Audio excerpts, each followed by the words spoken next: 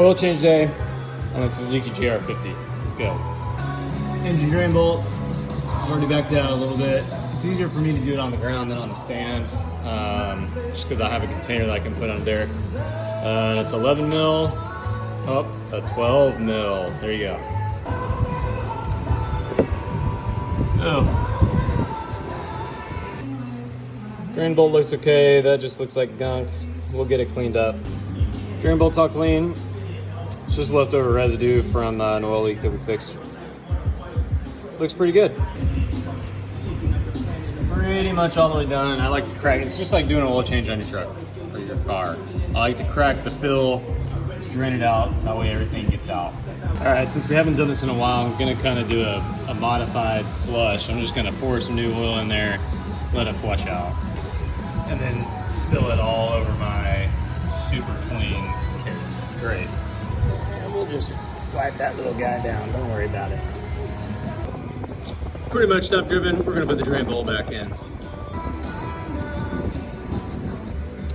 All right, so amongst it being incredibly dirty, and I poured in a dirty paint because I'm an idiot, but there's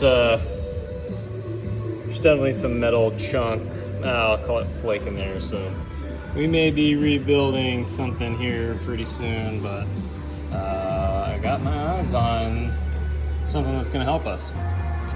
All right, I put the magnet in there. I wouldn't call those chunks, they're pretty big flakes, but it's 2003, so there you go.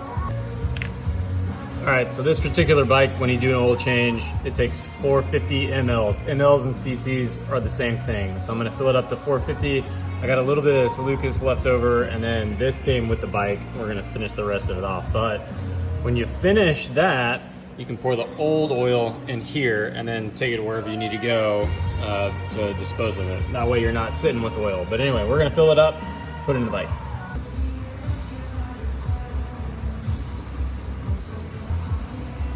All right, so we got 450 in there. So the thing you have to remember about this probably isn't level. My tool bench isn't level.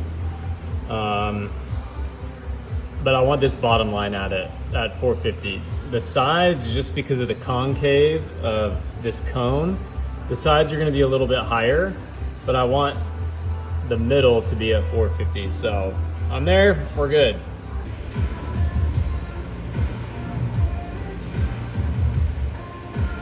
There you go. We'll let the rest of the oil that's in the cone drip in there, and we'll come back with the cap on, clean it up, let it rip. All right, we got the old oil in there. Might have been a little overfull, so we're just gonna, don't tell anybody. We'll give this a quick little wipe down. Same with that. Usually I use brake cleaner, sport in there, you know, whatever. But I ran out, so what are you gonna do? Make sure there's no leaks. We'll let it set, and then I'll start it up and let it run.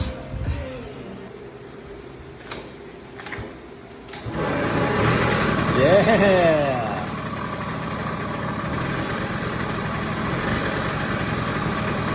All right, that's it. So we've let it run. It's up to temp. It's hot. Usually I spray everything down with brake cleaner, sides and bottom of the case. That way, if we are leaking oil from somewhere, I can figure out where. We seem to be doing okay. Remember, this is a 23-year-old bike, right? So it's a 2003. I don't know when the last time seals were done, or bearings, or gaskets, or anything like that. So I have a list of things that I need to do, but as far as engine-wise goes, I don't know anything. So at some point, we're gonna have to rebuild it, but until then, we're just gonna let it ride. All right, it's one project done, on to the next.